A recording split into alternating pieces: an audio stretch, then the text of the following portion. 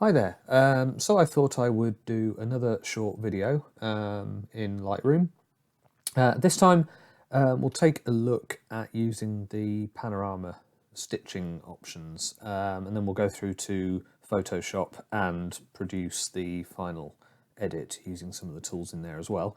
So I took this picture when I was recently in Athens, but unfortunately, even with my 16mm lens, I couldn't quite fit the whole thing in. You'll see it's chopped off at each side. So what I did was took a series of images, basically panning left to right. The overlap on these was ideally sort of at least a third of a frame. Could have fitted in probably just 3 shots really, but you'll find that stitching panoramas tends to work a little better the more images you have. So to put these together in Lightroom is reasonably straightforward. The first thing we want to do is enable lens profile corrections, and you'll see that makes quite a big difference with the 16mm there. The reason for that is that if you don't tick that, sometimes the software will kind of struggle to work out how to stitch the images together. It seems that having the correct profile enabled sort of helps it work out exactly what to do. We can also want to check that we've synchronized settings between the images as well, to avoid any kind of exposure differences. So when I shot these images, I did put the camera into manual mode, so the shutter speed and the aperture and the ISO were all fixed. What I had done though was left the white balance still on automatic, so it's possible that there is a slight difference between these images. So we can synchronize that as well.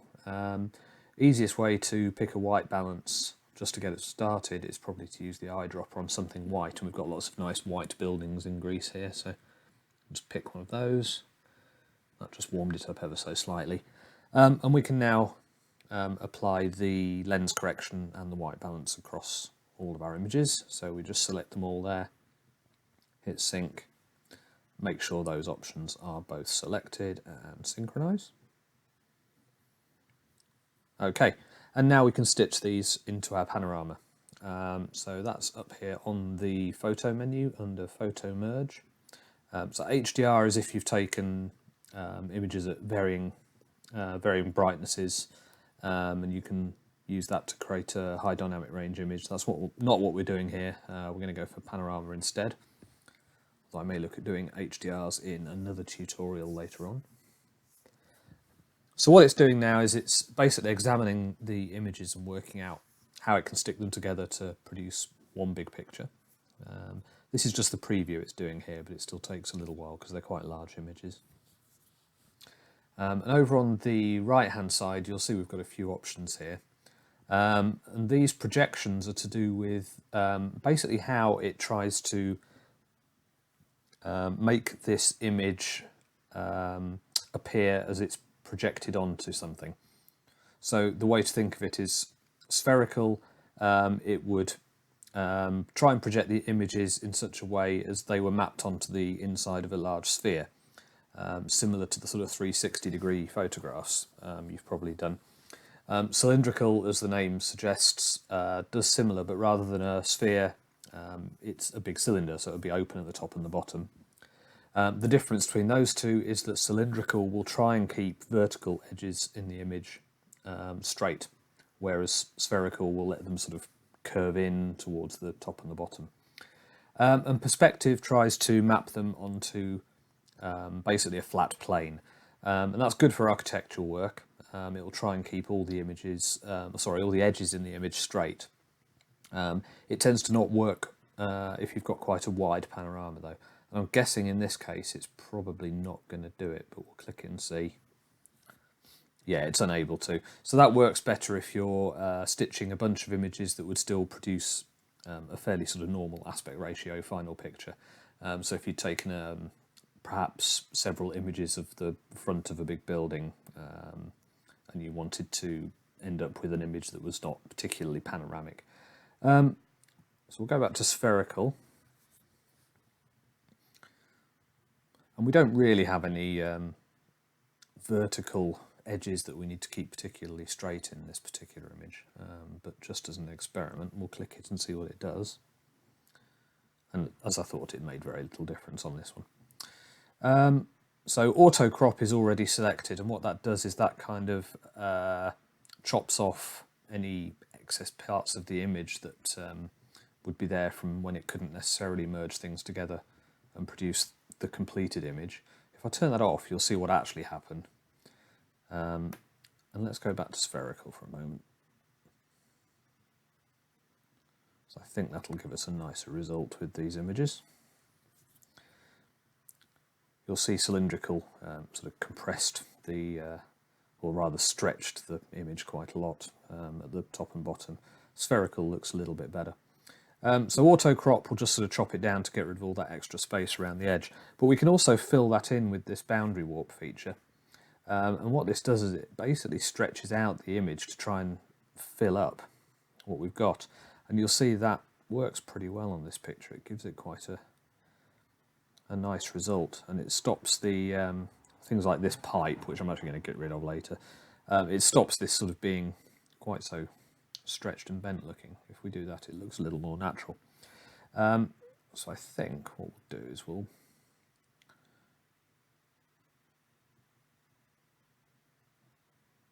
I think we'll keep that out to the maximum. Okay, so when we click merge, that's now going to go and merge all the full-size RAW files together. You see the progress up at the top there.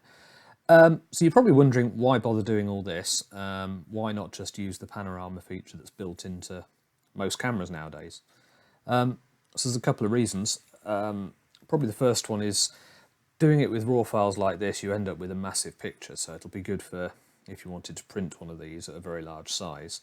I think the one that's sort of built into other cameras maybe produces a JPEG that's somewhat scaled down. And that's the other problem, is it will produce a JPEG. I don't think there's really many cameras that will do you a panorama file from several shots and still give you a RAW at the end of it. And obviously the difference between a RAW and a JPEG is we can do a lot more editing, you've got a lot more dynamic range, you can tweak the white balance, and we can carry on doing those things on our final merged image, which has now been produced. So I'll probably do a few simple changes to this just before I do anything in Photoshop with it. The first thing I want to do is probably, let's just hit auto and see what that does. Just gives it a nice little boost in brightness and colour there. I do find the sky quite bright up here. So what I'll do is I'll draw a grad filter, and a tip here is if you hold down the shift key, it keeps it horizontal or vertical if you go far enough. So you don't have to worry about getting the angle spot on. And let's just reset those with a double click, and then we'll bring down the highlights and bring down the exposure a little bit, and then just add in a bit of clarity as well. Let's make that not quite so far down the screen. Okay, and what we'll now do is we'll go across into Photoshop, because what I want to do is get rid of this pipe here. I don't really like it. It's a bit distracting. So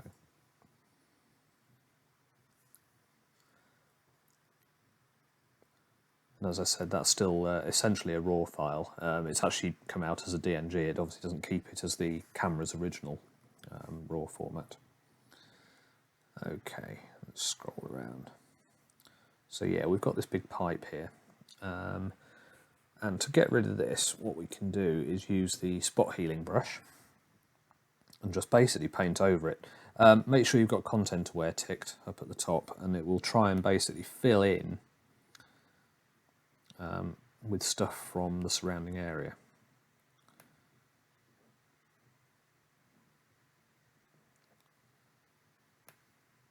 So we'll just do this quickly. You could do the whole thing in one go, but I like to do it in sort of separate steps for each surrounding bit of landscape, if you like, and it seems to give a fairly natural result. So that looks pretty good. Zoom back out. and I don't think you'd really know it was ever there if you hadn't seen the original. So the next thing, I'll probably bring it over into Color Efex Pro, just to do a few more tweaks. Okay, so we're in Color Efex Pro now. It's loaded the last filter I used, which was the cross-processing one, which looks okay there, but let's not use that immediately. The first thing I want to do is bring a little colour back into the image with the skylight filter. The default is okay. Obviously we can turn it up and it looks ridiculous. And that's with nothing selected. So let's go up to about there. The other thing that I'll try on this picture, I say try, so I have favourite filters I use in here, but they don't always work on all images. But let's try putting on the detail extractor just to bring out a little bit more detail, particularly in the clouds and the stonework. I will knock it back just a little bit though. And we've got quite a lot of greenery in the image here, the trees and so on.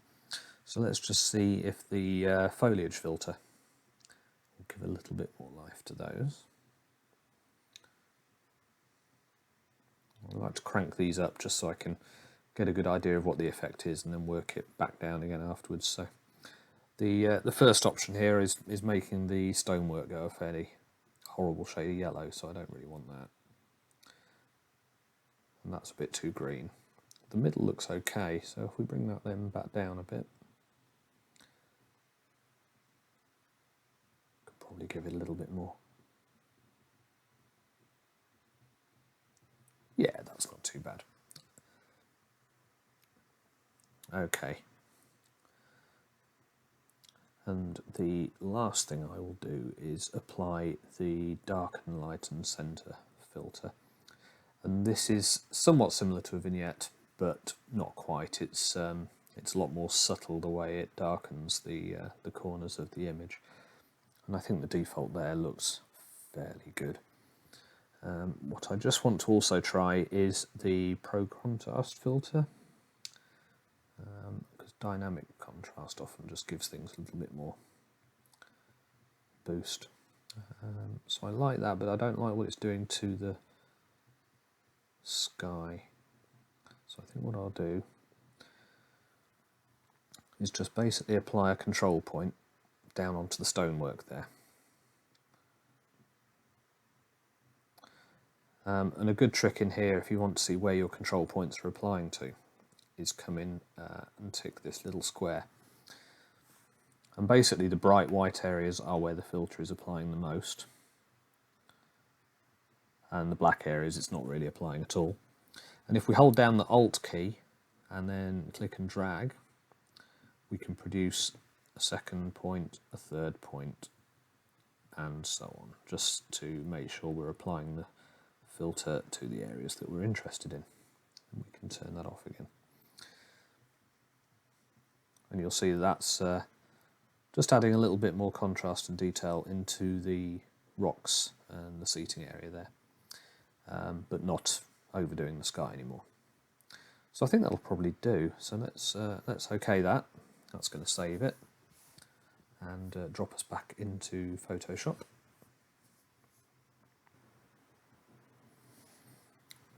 Okay, here we are back in Photoshop.